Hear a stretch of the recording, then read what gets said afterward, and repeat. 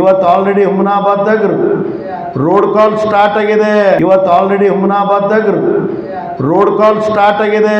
ಇವತ್ತು already ಹುಮನಾಬಾದ್ದಾಗ road ಕಾಲ್ start ಆಗಿದೆ. Block ಅಧ್ಯಕ್ಷರು ಫೋನ್ ಮುಖಾಂತರ ಹೇಳಿದ್ರೆ ಇಲ್ಲೆಷ್ಟು ಜನ ಕುಂತಿದಾರ, ತೆಳಗು ಜನ ಇದ್ದಾರೆ. ಅಂದ್ರೆ ಜನರು ನಮ್ಮ ಜೊತೆ ಇದ್ದಾರ. ಈಗಾಗಲೇ ಎಲ್ಲರೂ ಸವಿಸ್ತರವಾಗಿ ಮಾತನಾಡಿದ್ದೀರಿ. ಎಲ್ಲರೂ ಮಾತು ನಾನು ಕೇಳಿದ್ದೀನಿ. ಒಂದು ಕಡೆ ಅಭಿವೃದ್ಧಿಯಲ್ಲೂ ಕೈ ಎತ್ತಿದ ಕೆಲಸ ಮಾಡಿದ್ದಾರೆ. ಇಡೀ ಬೀದರ್ ಜಿಲ್ಲೆಯಲ್ಲಿ ಹುಮನಾಬಾದ್ ತಾಲೂಕಾ ಮೊದಲ ಸನ್ಮಾನ್ಯ ರಾಜಶೇಖರ್ ಪಾಟೀಲ್ ಮಾಜಿ ಮಂತ್ರಿಗಳು ಸಾಕಷ್ಟು ಸೇವೆ ಸಲ್ಲಿಸಿದಾರ. ಅದು ನಾನು ಹೇಳೋದಲ್ಲ, ತಾವು ಹೇಳೋದಲ್ಲ, ಒಂದು ಕನ್ನಡಿ ಥರ ಇದೆ. ಯಾಕಂದರೆ ಸುಮ್ಮನೆ ರೋಡ್ಸ್ ನೋಡ್ರಿ, ಡ್ರೈನ್ಸ್ ನೋಡಿ, ಲೈಟ್ಸ್ ನೋಡ್ರಿ, ಶಾಲೆಗಳು ನೋಡ್ರಿ, ಏನೇ ಹಾಸ್ಪಿಟಲ್ ಆಗಲಿ, ಯಾವುದೇ ಅಭಿವೃದ್ಧಿ ಆಗಬೇಕು, ಗುಡಿ ಗುಂಡಾರ ಎಲ್ಲ ಸುಮಾರು 20 ವರ್ಷದಿಂದ ಈ ಕ್ಷೇತ್ರದಲ್ಲಿ 17 ವರ್ಷದಿಂದ ಸತತವಾಗಿ ಏನೇ ಅಭಿವೃದ್ಧಿ ಮಾಡಬೇಕು ಎಲ್ಲ ಅಭಿವೃದ್ಧಿ ಮಾಡಿದ್ದಾರೆ. ಬಟ್ ಈಗಾಗಲೇ ಈಗಿದ್ದವ್ರು ಹೇಳ್ತಾರ ಇಲ್ಲ ಮಾಡಲಿಲ್ಲ, ಅವ್ರು ಏನೂ ಮಾಡಿಲ್ಲ ಅಂಥೇಳಿ ಸಾಕಷ್ಟು ಏನೇನೋ 100ಕ್ಕೆ 100 ಸುಳ್ಳು ಹೇಳಿ, ಯಾಕಂದ್ರೆ ತಮ್ಗೆ ಗೊತ್ತಿದ್ದಂಗೆ ತಾವೆಲ್ಲ ಹೇಳಿದ್ರಿ. ತಾವೆಲ್ಲ ಅವ್ರ ಧೋಕ ಇವ್ರ ಧೋಕ, ಅವ್ರ ಧೋಕ ಇವ್ರ ಧೋಕ ಅಲ್ಲ, ಮೊದಲು ಅವನೇ ಧೋಕ ಮಾಡಿದ ಮೇಲೆ ಮತ್ತೆ ಬೇರೆ ಧೋಕ ಆಯಿತು. ಏನಾಯಿತು? ಜೋ ಕುಚಿಗೆ ಹೋಗ ಅಚ್ಚಕಿಲಿಗೆ ಹೋಗ. ಒಂದು ಬಾರ ಮುಳ್ಳಿನ ಕಂಟಿ ಕಡ್ದು ಬಿಟ್ಟೆವು, ಹೋಯ್ತು.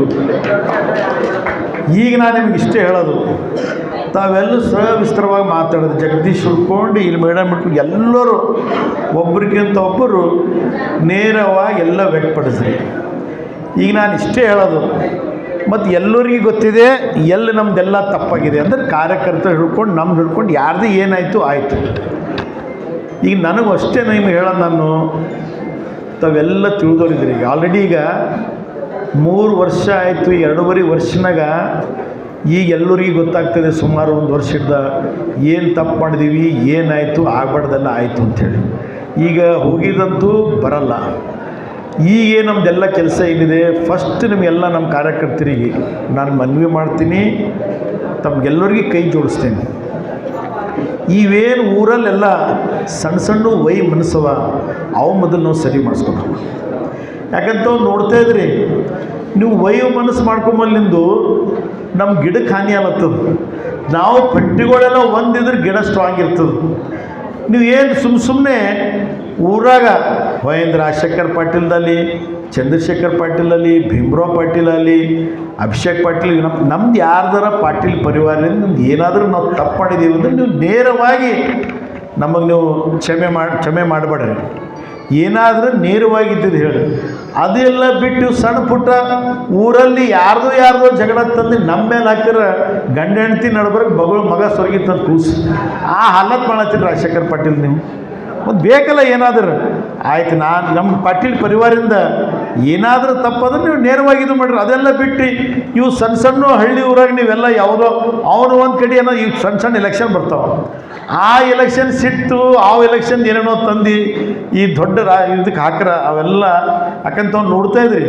ಇವತ್ತೇನಾದರೂ ಹ್ಯಾಂಗೆ ಮೊದಲನೇ ಎಲೆಕ್ಷನ್ನಲ್ಲಿ 32,000 ಮತದಲ್ಲಿ ಗೆದ್ದಿದ್ರು, ಆ ಥರ ಏನಾದರೂ ಈ ಸರ್ತಿ ನೀವು ಗೆಲ್ಲಿಸ್ತೀರಿ ಅಂದ್ರೆ ಇವತ್ತು ಮತ್ತೆ ಮಂತ್ರಿಗಳಾಗಿ ಇವತ್ತು ಹುಮನಾಬಾದ್ ಎಷ್ಟು ಡೆವಲಪ್ಮೆಂಟ್ ಐತಿ ಈಗ 10 ವರ್ಷ ಹೋಯ್ತು. ಅದಕ್ಕೆ ತಾವು ದಯವಿಟ್ಟು ನಿಮಗೆಲ್ಲ ಕಿವಿ ಮಾತು ಹೇಳ್ತೀನಿ, ಆಗಿದಂತೂ ಆಯಿತು. ಈಗಿನವ್ರು ನೋಡ್ರಿ ಸುಮಾರು 2.5 ವರ್ಷದಿಂದ ಈ ನಾವು ಮಾಡಿದಂಥ ಕಾರ್ಯಗಳು ಏನೇನು ಹಾಸ್ಪಿಟಲಲ್ಲಿ, ಸ್ಕೂಲಲ್ಲಿ, ಈಗಾಗಲೇ ಹೋಗಿ ಚುಡುಪದಲ್ಲಿ ಮಾಡಿದ ಹಾಸ್ಪಿಟಲ್ ರಾಜಶೇಖರ್ ಪಾಟೀಲ್ ಅವರು ಏನೇ ಕೆಲಸ ಮಾಡಿದಾರ ತಮಗೆಲ್ಲ ಗೊತ್ತಿದೆ.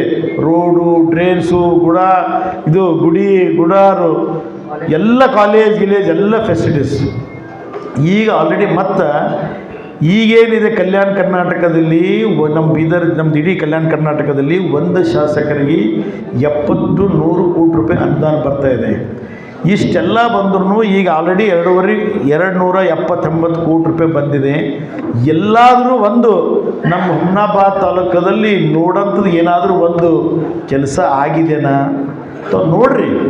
ಯಾಕಂದ್ರೆ ಈಗಾಗಲೇ ತಮಗೆಲ್ಲರೂ ಹೇಳಿದ್ರು, ನಮ್ಮ ಕರ್ನಾಟಕದಲ್ಲಿ, ಕಲ್ಯಾಣ ಕರ್ನಾಟಕದಲ್ಲಿ ಈ ಸರ್ತಿನೇ 5,000 ಕೋಟಿ. ಮುಂಚೆ ಮಾಜಿ ರಾಜಶೇಖರ ಪಾಟೀಲ್ ಮಂತ್ರಿಗಳಿದ್ದಾಗ, ಶಾಸಕರಿದ್ದಾಗ ಅವಾಗ ವರ್ಷಕ್ಕೆ ಖಾಲಿ 25 ಕೋಟಿ ಬರ್ತಾಯಿತ್ತು.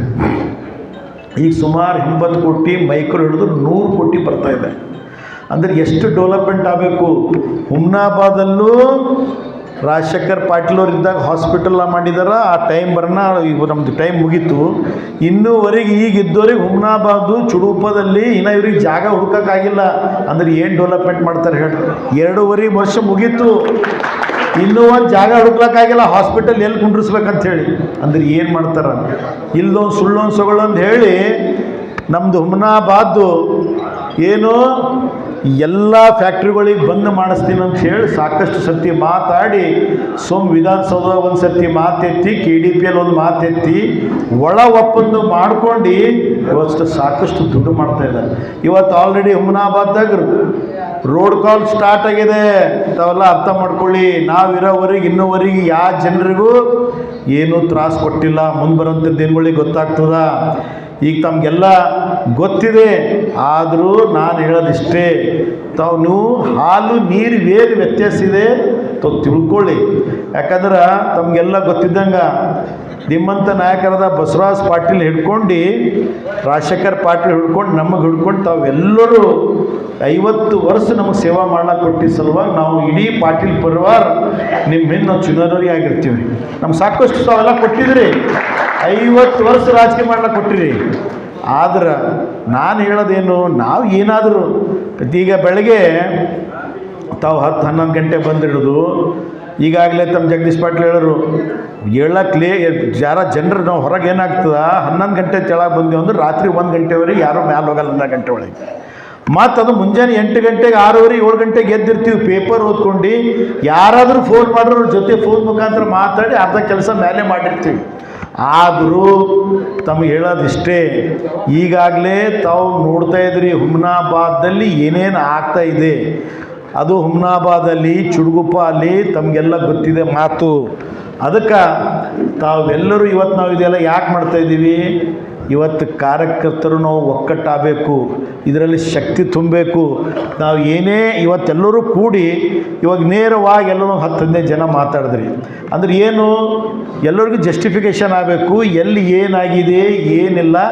ಇವತ್ತು ನೇರವಾಗಿ we have given freedom to everybody. ಎಲ್ಲರೂ ಕೂಡಿ ಯಾವುದೇ ನಮ್ಮ ಪಕ್ಷದ ಸಲುವಾಗಿ ಏನಾದರೂ ಆದರೂ ನೇರವಾಗಿ ಮಾತಾಡೋ ಸಲುವಾಗಿ ಎಲ್ಲರಿಗೂ ವೇದಿಕೆ ಮೇಲೆ ಕೊಟ್ಟಿದ್ದೀವಿ. ಆಲ್ರೆಡಿ ಎಲ್ಲರೂ ಸಾಕಷ್ಟು ಚೆನ್ನಾಗಿ ಮಾತನಾಡಿದ್ರಿ. ಈಗ ಒಂದೇ, ಈಗ ತಮಗೆಲ್ಲ ಗೊತ್ತಿದ್ದಂಗೆ ಇಲ್ಲಿ ನೋಡ್ರಿ, ಇಷ್ಟೆಲ್ಲ ನಮ್ಮ ತಾಯಂದಿರು ಅಕ್ಕ ತಂಗಿಯರು ಬಂದು ಕುಂತಿದ್ದಾರೆ. ನಮ್ಮದು ಇಡೀ ಒಂದು ಇಂಡಿಯಾದಲ್ಲೇ ಒಂದು ಇತಿಹಾಸ ಮಾಡಿದ್ದಾರೆ. ನಮ್ಮದು 5 ಗ್ಯಾರಂಟಿಗಳನ್ನು ಕೊಟ್ಟು ನಮ್ಮ ಮ್ಯಾನಿಫೆಸ್ಟೋಲ್ಲಿ ಹೇಳಿ ಪ್ರಕಾರ ಏನೇನು ಹೇಳಿದಾರ, ನುಡಿದಂತೆ ನಡೆಯುವ ಸರ್ಕಾರ ಯಾವುದಾದ್ರೂ ಇದ್ದರೆ ಅದು ಕಾಂಗ್ರೆಸ್ ಪಕ್ಷ. ಈಗ ಇದೇ ನೋಡಿ ಇಡೀ ಭಾರತ ದೇಶದಲ್ಲಿ ಕಾಪಿ ಮಾಡ್ತಾ ಇದ್ದಾರೆ. ಅದಕ್ಕೆ ಇಲ್ಲಿ ನಮ್ಮ ತಾಯಂದಿರಲ್ಲಿ ಎಲ್ಲರೂ ಇವತ್ತೇನಿದೆ, ಇಡೀ ಕರ್ನಾಟಕದಲ್ಲಿ ಎಲ್ಲ ಜನರು ಸಂತೋಷವಾಗಿದ್ದಾರೆ. ಯಾಕಂದ್ರೆ ಎಲ್ಲರಿಗೆ ಮನೆಗೆ 2,000 ಮುಟ್ಲತ್ತವ, ಬಸ್ ಫ್ರೀ ಅದ, ಏನಪ್ಪ ಅಂದ್ರೆ ಕರೆಂಟ್ ಫ್ರೀ ಅದ, ಯುಗ ನಿಧಿ ಇದಾರೆ. ಎಲ್ಲ ಜನರಿಗೆ ಯಾರ್ಯಾರು ಪಾಸಾಗಿ ಮನೇಲಿ ಕುಂತಾರ ಅವರಿಗೂ ತಿಂಗಳ ದುಡ್ಡು ಕೊಡ್ತಾ ಇದ್ದಾರೆ ಎಲ್ಲರೂ. ಮತ್ತು ಅದು ಮಧ್ಯವರ್ತಿ ಏನಿಲ್ಲ, ನೇರವಾಗಿ ಅವ್ರ ಅಕೌಂಟಿಗೆ ಬರ್ತಾವೆ. ಅದೊಂದು ಭಾಳ ಚೆನ್ನಾಗಿ ಕೆಲಸ ಮಾಡಿದ್ದಾರೆ. ಯಾರು ಇದ್ರಾಗ ಮಧ್ಯಂತರ ಇಲ್ಲ, ಅವ್ರ ಅಕೌಂಟಿಗೆ ನೇರವಾಗಿ ಅವ್ರಿಗೆ ಬಂದು ಮನೆಗೆ ಬಿಡ್ತಾರೆ ರೊಕ್ಕ. ಹಾಗಾಗಿ ಈಗೆಲ್ಲರೂ ನಮ್ಮದು ಕೆಲಸ ಏನಿಲ್ಲ, ಈ ಮುಂದೆ ಬರೋಂಥ ಎಲೆಕ್ಷನ್ ಆಗಲಿ